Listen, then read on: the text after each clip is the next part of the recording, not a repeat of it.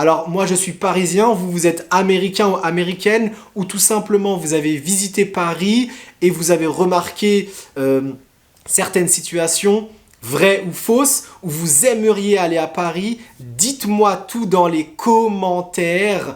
Mettez s'il vous plaît des likes, c'est très important. Et si vous vous abonnez, cliquez sur la cloche, c'est super important. Salut les amis, aujourd'hui nous allons analyser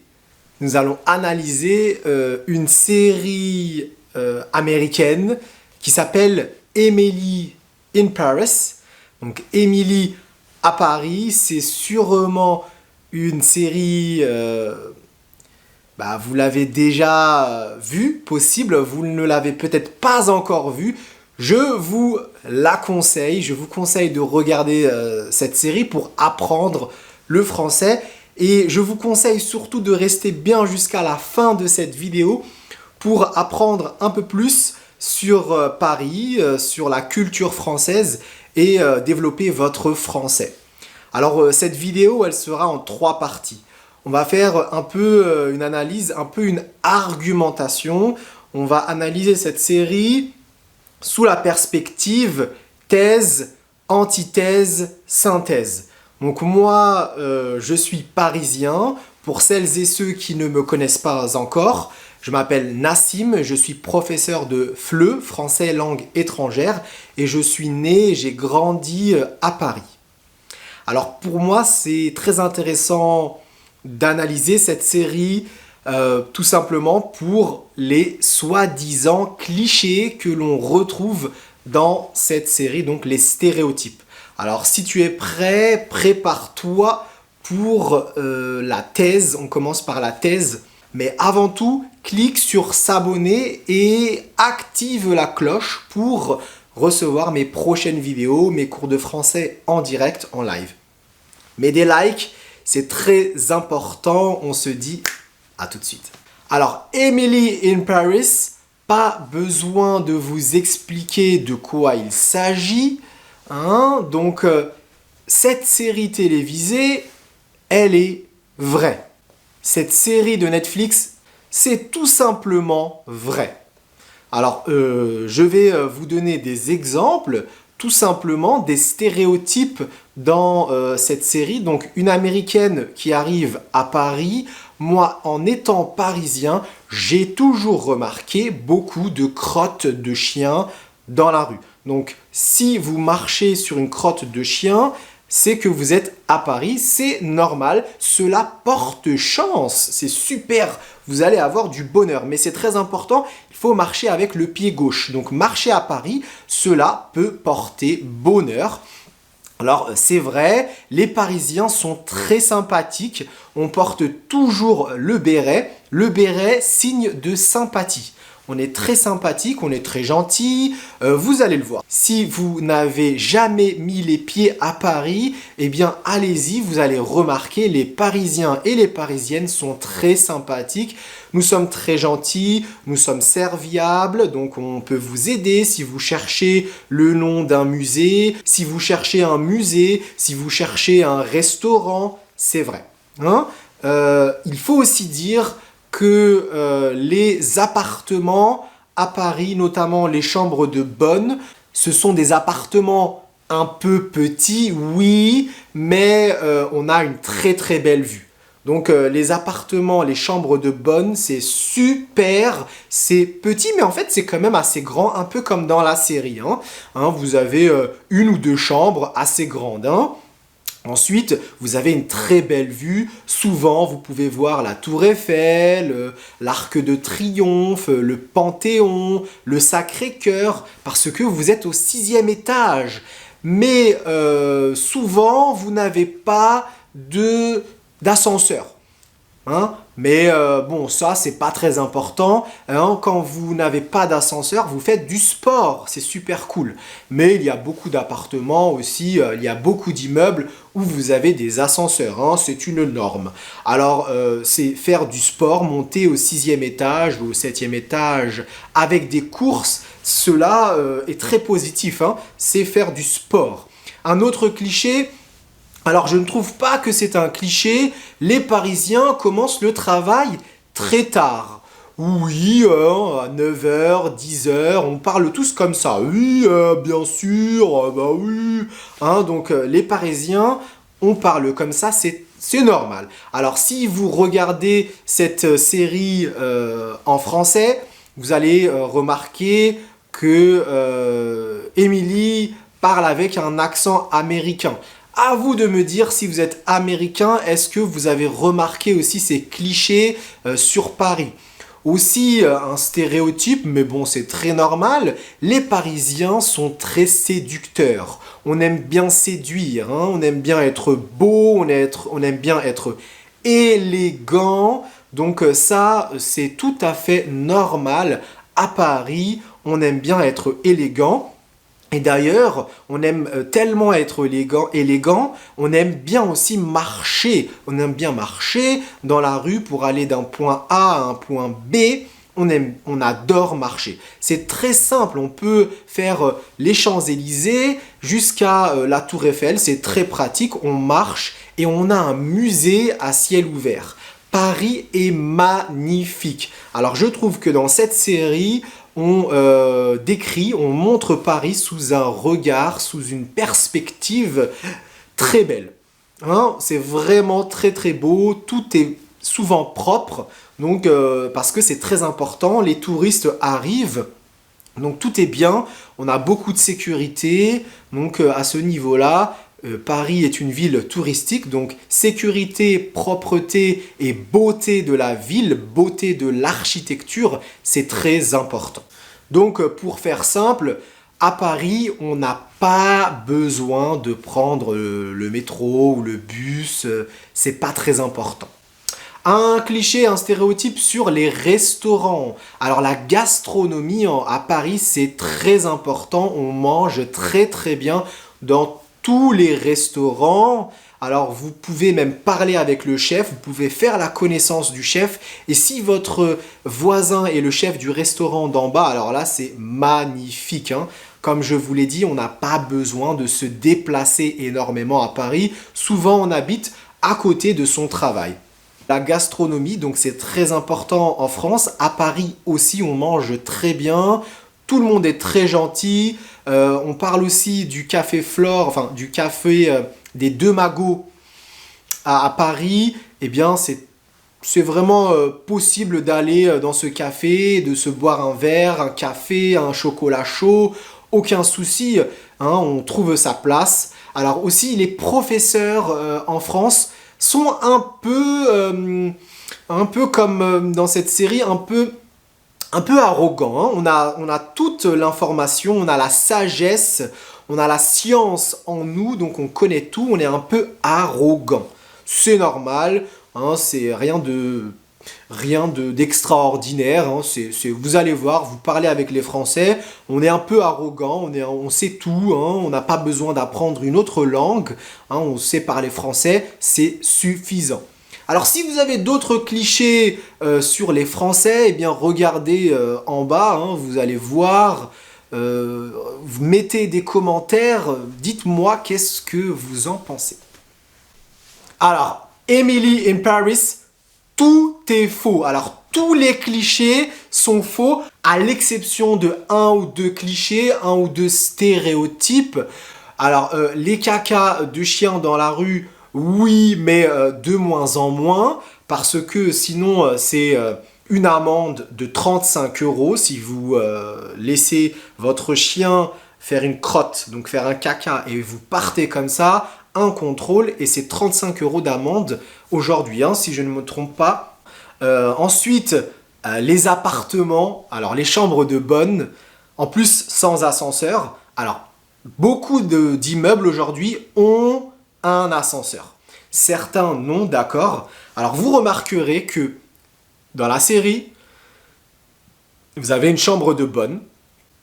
Et quand Emily fait une photo et on la voit ensuite comme ça de dehors. Donc on voit Emily ouvrir les fenêtres et on voit bien qu'elle n'est pas au dernier étage. Ce n'est pas une chambre de bonne. Les chambres de bonne sont vraiment minuscules. Elles sont toutes petites. vous avez généralement une chambre et dans cette chambre, vous avez tout. La cuisine, les toilettes, la douche, votre lit, votre table pour travailler et pour manger. Donc là, c'est... hein, et vous voyez bien quand Émilie ouvre sa fenêtre qu'il y a un autre étage et là, c'est la chambre de bonne. Alors, les Parisiens commencent le travail à partir de 10h, 10h30. Alors là, je suis pas du tout d'accord. Hein, à Paris, c'est comme dans d'autres grandes villes, Berlin, New York, Londres, Madrid, Alger, Casablanca, Pékin, Tokyo. On travaille et on travaille aussi tôt. Bien sûr, un peu moins tôt que dans certains pays, c'est possible, mais vous avez des gens qui travaillent dans les bureaux à 8 heures, à 9 heures. Hein. Oui, la pause est assez longue. En France, vous avez des pauses de 1 heure, parfois 1 heure et demie, des fois plus, mais dans beaucoup de pays, vous avez aussi des pauses de 1 heure. Alors en Allemagne, par exemple, vous avez une pause de 30 minutes, c'est normal. À Paris, en France, les pauses sont un peu plus longues. On profite du temps pour manger, pour faire vraiment une pause dans la journée. Cela appartient à la culture, oui, d'accord, c'est vrai. Mais on ne commence pas à 10h30 ou à 10h le travail, c'est très très rare. Hein, même dans le marketing, je ne pense pas. L'avenir appartient aux personnes qui se lèvent tôt, donc... Alors, est-ce que les Parisiens sont sexistes? Est-ce que les Parisiens sont anti-féministes? Est-ce que les publicités en France sont sexistes? Alors, j'ai envie de vous dire oui et non. Un peu comme partout, vous avez partout des gens qui sont féministes, d'autres qui ne le sont pas, au contraire. La publicité avec le parfum, par exemple, eh bien, Émilie dit sexy ou sexiste, eh bien, cela dépend de la personne qui est en face de vous, donc on ne peut pas généraliser. Hein. Donc attention, dans cette série, on généralise beaucoup, mais finalement, cela montre parfois même le contraire. C'est tellement exagéré que l'on se dit c'est pas possible. Alors les Français ne se lavent pas, hein, ils ne prennent pas de douche. J'ai vu des endroits un peu partout en Europe où c'est très différent. Alors à Paris, comme partout d'ailleurs, oui et non, certaines personnes se lavent, certaines personnes ne se lavent pas ou moins, d'autres plus. Donc sincèrement, le stéréotype des Parisiens ou des Français qui ne se lavent pas, je ne vois pas. Alors une chose super cool dans la série, on peut en une seule journée, en 2-3 heures ou en une seule soirée, on peut voir le Sacré-Cœur, la Tour Eiffel, le Panthéon, le musée du Louvre et plein d'autres choses en une seule soirée. Sans prendre le métro, sans prendre les bus ou d'autres moyens de transport, non, pas possible. Vous prenez une soirée pour visiter un quartier, d'accord. Mais 3-4 choses, 3-4 monuments en une seule soirée, pas possible. Paris sans la sécurité. On a partout de la sécurité. On voit que Émilie, tout se passe bien. Elle a un téléphone à 1200 €. Tout se passe bien. Elle ne prend jamais les métros parce que elle travaille peut-être juste à côté. Hein, donc oui, ça c'est très normal. Marcher avec des talons toute la journée sur des pavés.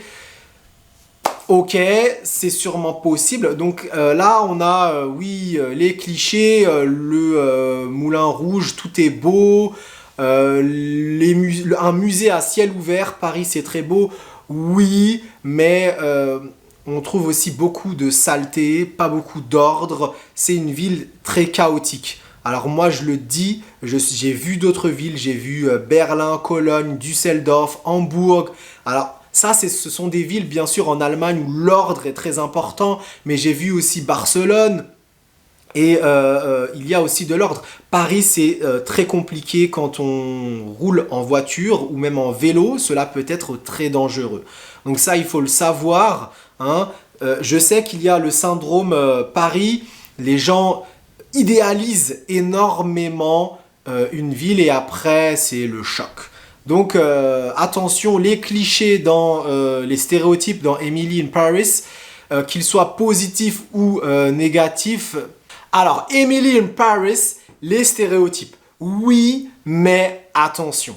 C'est vrai qu'il y a certains stéréotypes, certains clichés qui sont réels, hein, mais vous connaissez Darren Star, donc le réalisateur, celui qui a fait Emily in Paris, celui qui a fait aussi Beverly Hills, qui a fait Sex and the City. Donc, vous savez que Darren Star est une personne qui réalise des séries et il exagère. Donc, il exagère, il rajoute, il fait exprès d'apporter des clichés, des stéréotypes très très forts. Donc exagérer, c'est faire quelque chose de très très fort. Hein, par exemple, les Français commencent à 10h30, ils ne travaillent pas trop, la pause de 2 heures, certains sont très très gentils, d'autres très très très méchants. Alors il faut relativiser. Oui, Paris est une ville parfois, à certains endroits, pas très propre, avec des crottes de chiens. Et on risque de marcher sur une crotte de chien. Oui, Paris est une ville qui est très très belle. On peut dire que c'est un musée à ciel ouvert, mais attention! Que se passe-t-il quand une ville est un musée? Quand une ville est une exposition à ciel ouvert? Quand on peut penser qu'on peut visiter une ville comme un musée? Pourquoi on montre Paris comme un musée? Posez-vous cette question. Pourquoi? Pourquoi ce n'est pas comme, je dirais, tout simplement comme certaines villes au Cambodge, au Vietnam, comme d'autres villes, je ne sais pas moi, dans d'autres pays émergents qui commencent à émerger? Pourquoi on doit montrer Paris comme un musée? Posez-vous cette question, dites-moi dans les commentaires. Alors oui, il y a des clichés comme l'Opéra Garnier, c'est très très beau, tout le monde s'habille très bien. Oui, certains Parisiens, certaines Parisiennes sont très élégants, on s'habille bien, mais il y a de tout.